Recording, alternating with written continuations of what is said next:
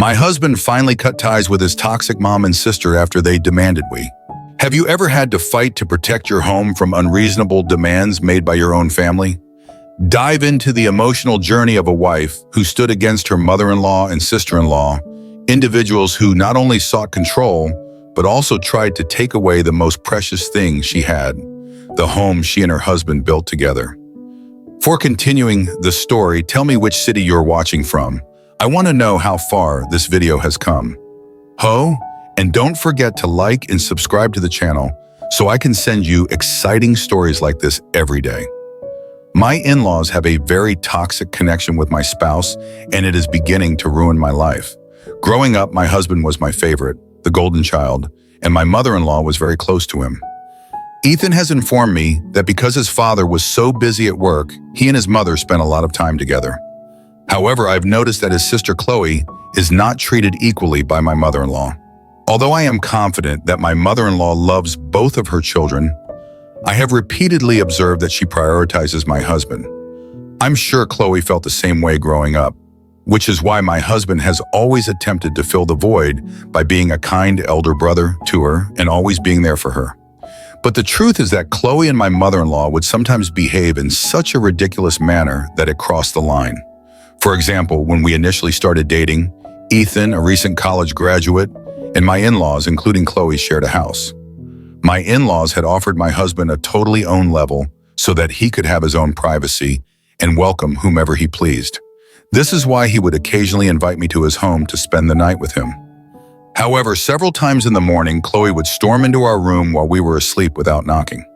As you may guess, we were not always properly dressed, but she would act as if everything was normal and begin talking to Ethan about utterly random topics.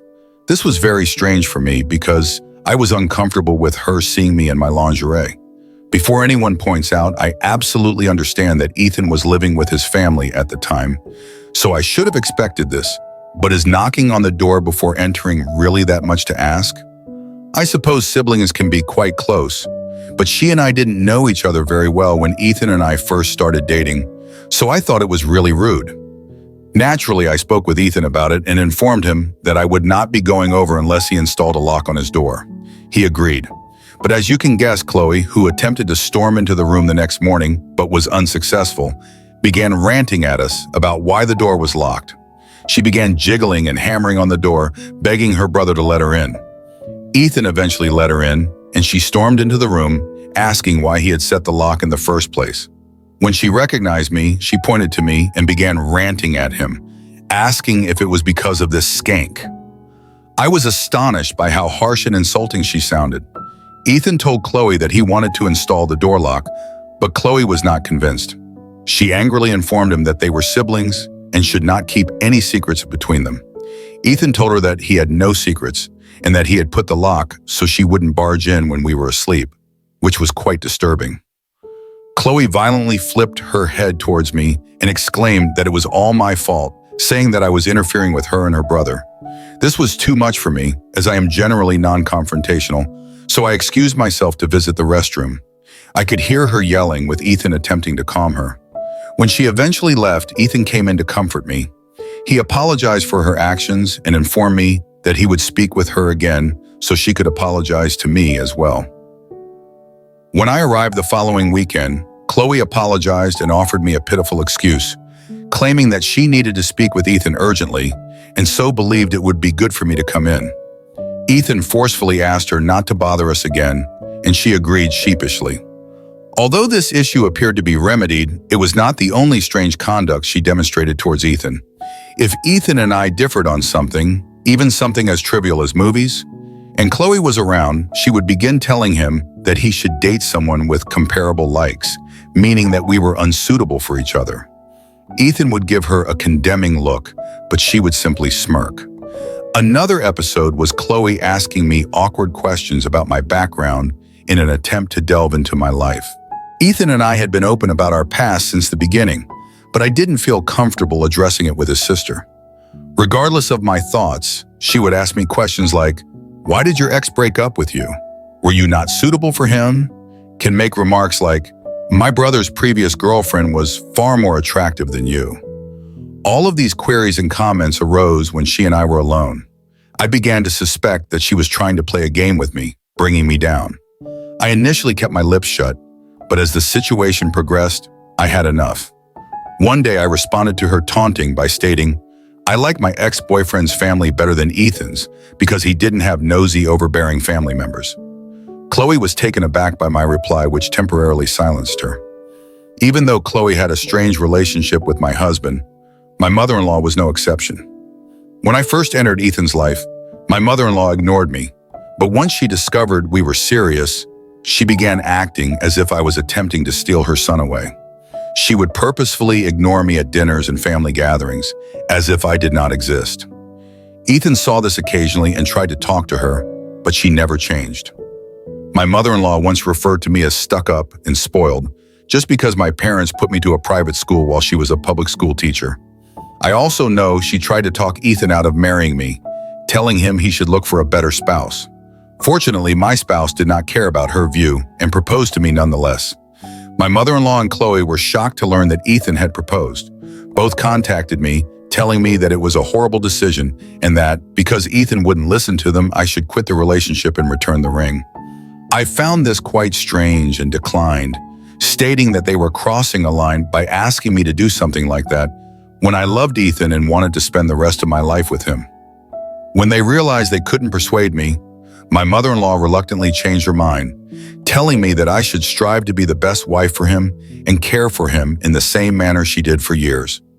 I was rather offended, but I tried not to take her remarks too seriously.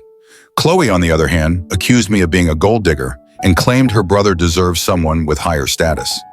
She even threatened to expose me before our wedding so Ethan would not marry me. Following this conversation, I immediately spoke with Ethan about everything. He was taken aback by how disrespectful they were toward me. He challenged them, but my mother-in-law and Chloe continued to believe that I was unsuitable for him. Ethan told me to disregard them, assuring me that he loved me regardless of their opinions. Despite his reassuring remarks, I felt horrible that his own family would not embrace me. Ethan and I had already chosen to pay for our wedding ourselves, so when my mother-in-law offered to cover half of the cost, we politely declined. Despite Ethan's reassuring remarks, I felt horrible that his own family would not embrace me. Ethan and I had already planned to pay for our own wedding, so when my mother-in-law offered to cover half of the costs, we politely declined, with Ethan explaining how hard we had worked to save money specifically for this occasion. Instead of being happy for us, she became even more angry, and she began telling Ethan how sad she was that he no longer needed her. However, Ethan's father appeared to be quite pleased with us. Unlike his sister and mother, his father was very calm and never had any issues with our connection. Since my mother-in-law continued to complain to Ethan, we made a compromise by telling her that we would love for her to organize the rehearsal dinner for us. She agreed, and we appreciated her generosity. However, when the wedding approached, events took an unexpected turn.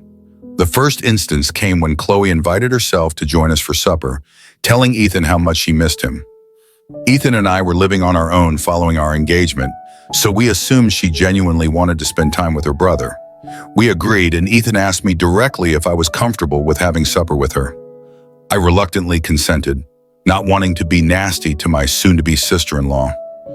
While we were enjoying our dinner, Chloe abruptly began discussing how much she despised cheating partners, claiming that cheaters were nothing but useless pieces of trash.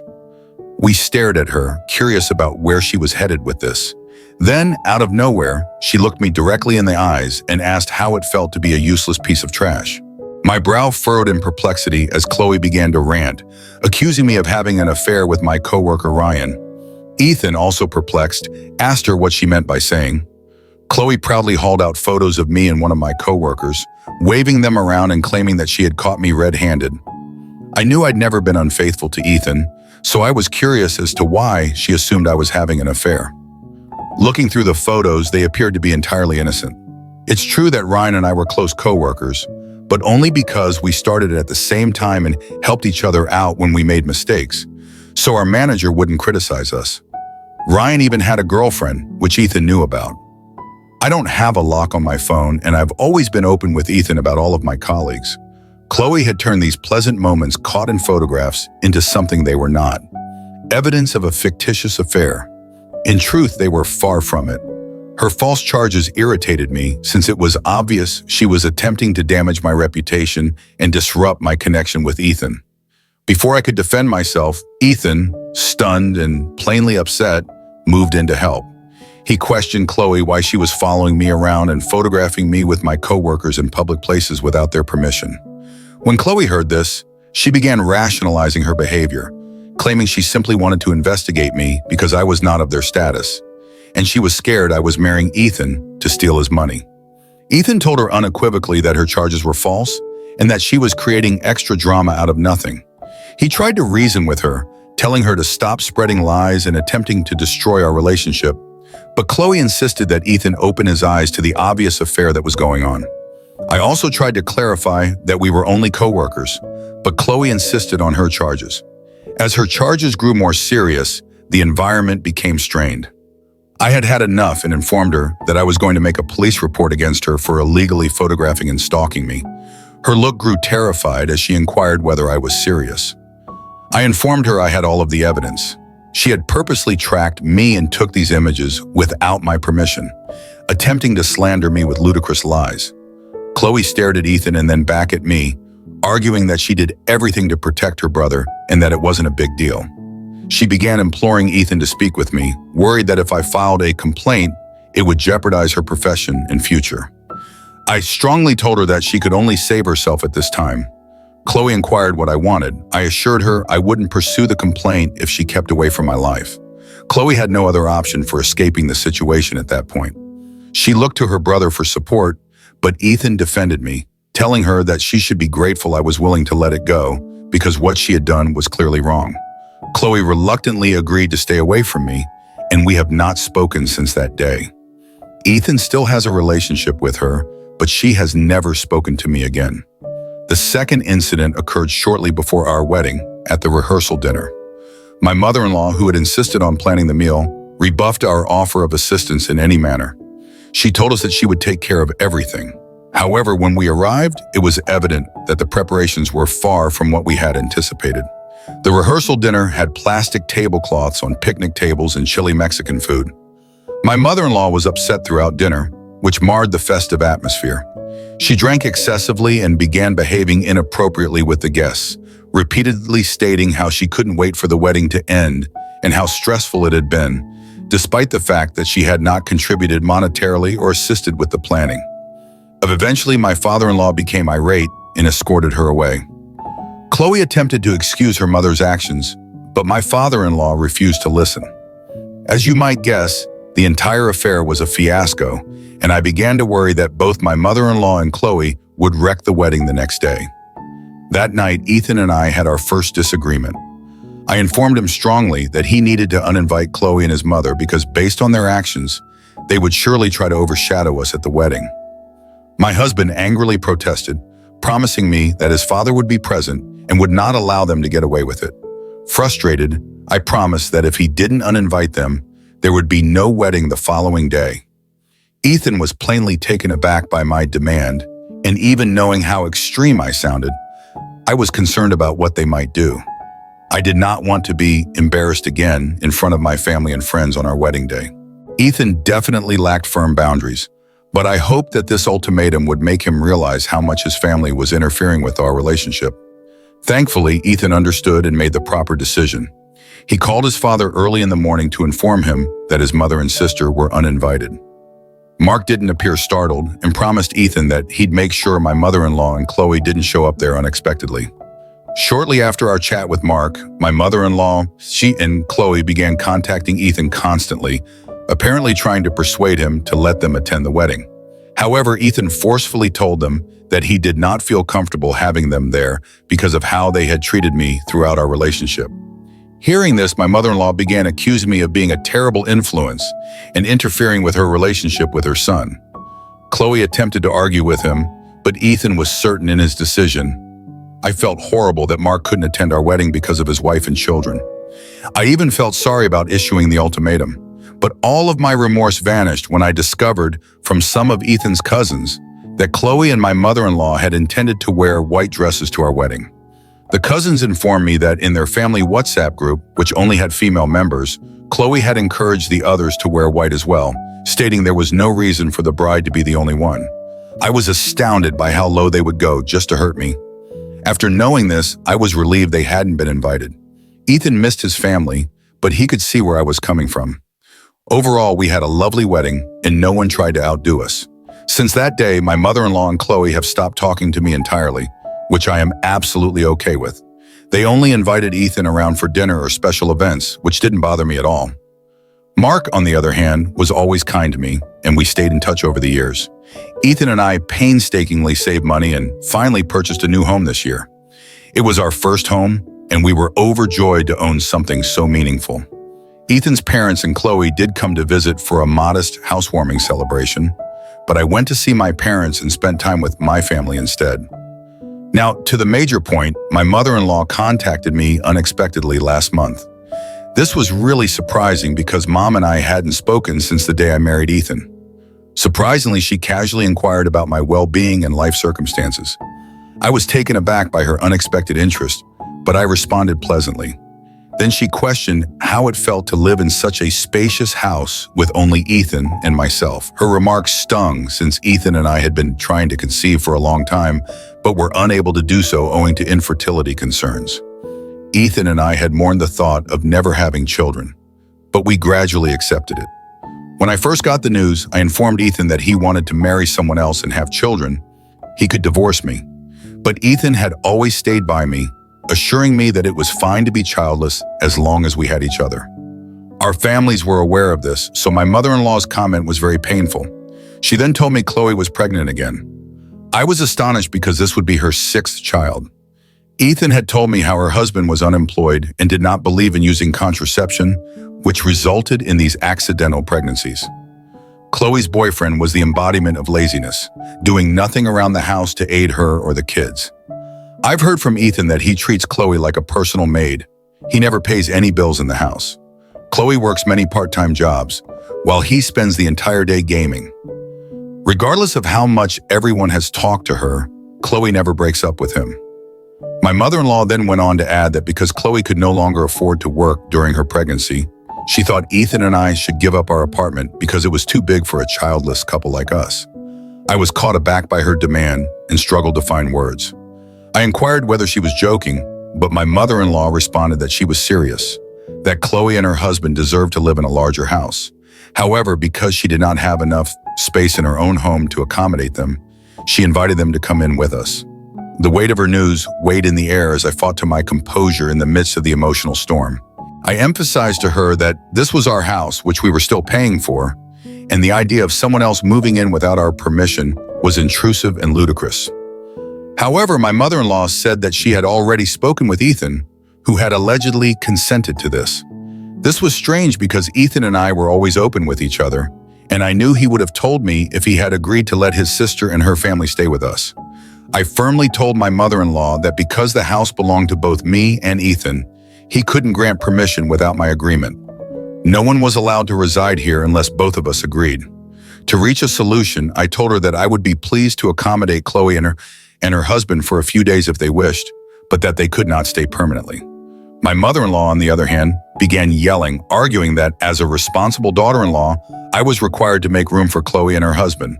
She also assured me that if I complied with her demands, all previous troubles would be forgiven. In rage, I cynically said, "Sure, I'll be pleased to let them take our place. But you see, we're still paying for it, and I'm confident that if Chloe and her husband move in, they will not assist with the mortgage or bills. So how about you take some responsibility and contribute to their living expenses? I'd be grateful if you could just cover the mortgage, and we'll manage the rest." Of course, with only one job, you'll definitely need a second one to cover the home payments. Please let me know when you intend to get that second job. Hearing this, my mother-in-law exploded in wrath, shouting and voicing her dissatisfaction. She said it was crazy of me to want her to pay the mortgage, and I responded that it was equally ridiculous for her to expect us to care for Chloe's family and allow them to move in. This infuriated her even more, and she continued to yell while I smiled with satisfaction. She eventually disconnected the call when she saw I wouldn't give in to her demands. Soon after, Chloe called and yelled at me for daring to ask her mother to pay our mortgage. She went on to add that she had always known I was a gold digger. I informed her that she was the gold digger, attempting to live with us without contributing. I added that if she wanted to know who the true gold digger was, she could look at her own partner, who did nothing to assist her. This appeared to silence her.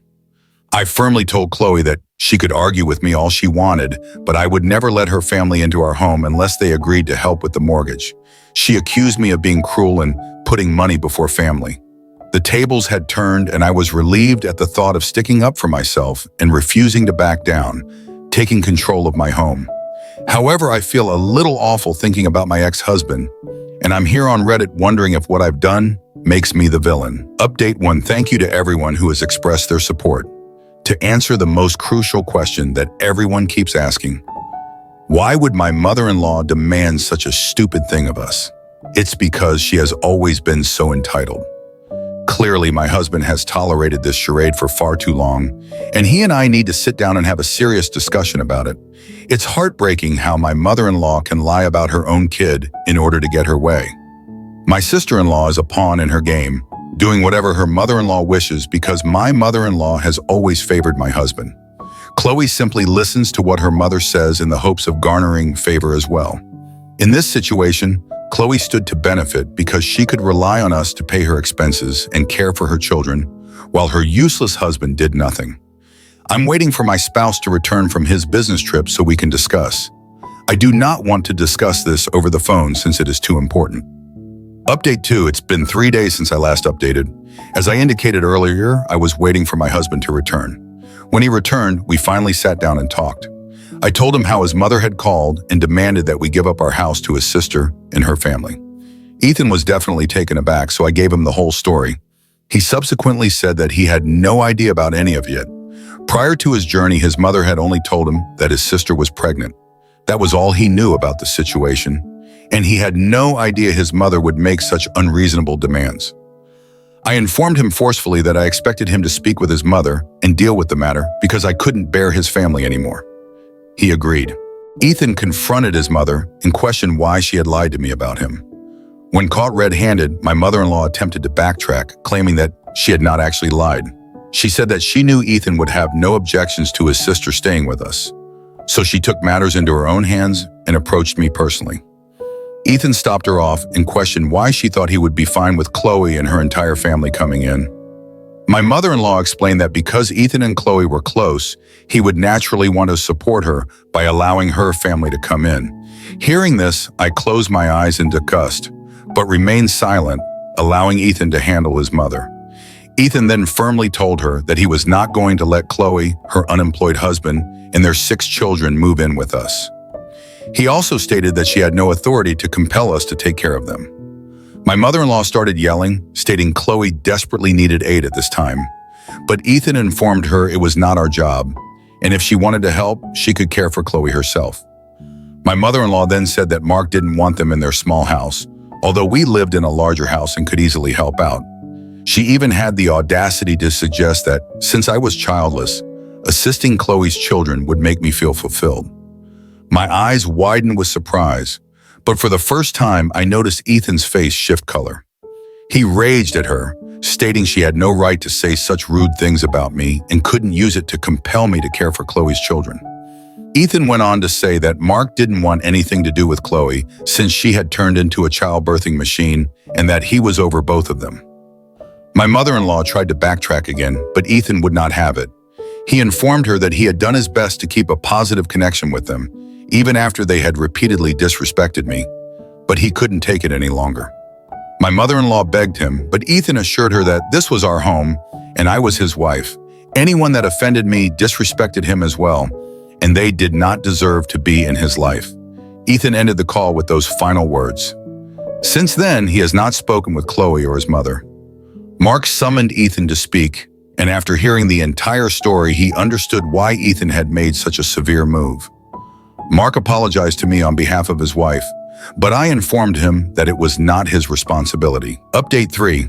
It has been an interesting 2 weeks. A lot of people suggested that I install cameras around our house in case my mother-in-law and Chloe wanted to show up and cause a commotion. So I purchased several cameras online and installed them. As luck would have it, they showed up last weekend, banging on my door while I was alone at home. When I saw them through the camera, I quickly called Ethan, who told me he was on his way. I answered the door, and there they were, my mother-in-law and Chloe, both furious. They requested that I let them in, but I refused and told them that if they had anything to say, they could do so from the outside. My mother-in-law began ranting at me, accusing me of being callous, greedy, and selfish. I politely informed her that this was our home, and they had no right to enter uninvited. She continued her tirade, unknowing that the cameras were recording every moment. I reminded her of our prior chat, emphasizing that I would not give up our house for Chloe and her family, and that if she had anything else to say, she could wait for Ethan's return. Chloe then began yelling, accusing me of breaking up the family for no reason, being a gold digger and attempting to take her brother away from them. I informed them that everything they said was being recorded and that I would use the footage to obtain a restraining order if necessary. Their eyes widened in surprise as my mother-in-law exclaimed that I wouldn't dare to do that. I smirked and informed her that if they did not leave the property immediately, they would receive a legal notice very soon. This worried them, and Chloe tried to convince me that I was overreacting, saying that it wasn't a big problem. Fortunately, Ethan came at that exact moment. He approached them casually, asking what they were doing. My mother-in-law raced to hug him, but he resisted and forcefully demanded why they had come. Chloe stated that I was attempting to control his life by separating him from them and that they had come to face me. Ethan reiterated that it was his decision to avoid touch, and he did not want anything to do with either of them. My mother-in-law begged for forgiveness, but Ethan merely told them to leave the property or he would call the cops. They were visibly taken aback, apparently not anticipating this reaction from him. Ethan went on to say that if they ever came up at our house again, we would contact the police and have them removed forcibly. They fled, devastated, but Ethan no longer cared. I was relieved that my spouse had finally spoken up for me. Ethan has now spoken with Mark, who was as surprised as we were that my mother-in-law and Chloe had gone behind his back to show up unexpectedly. Mark informed us that we were correct not to let them in and expressed disgust with their behavior. With Ethan being so stern about kicking them out, I doubt they'll dare to return to our property. If they do, I will contact a lawyer right away. I am relieved that my husband has finally learned how toxic his family is, and I hope this is my final update. I'm ready to move on from this circumstance and continue our lives peacefully. As I sit back and look around at the home we fought so hard to protect, I realize that the struggles and challenges we faced were more than just tests of patience. They were lessons in courage and self-respect. We stood our ground, not just for a house, but for the peace, happiness, and sanctuary it represents. My husband, once tied down by family obligations, became the protector of what truly matters, our love and our marriage.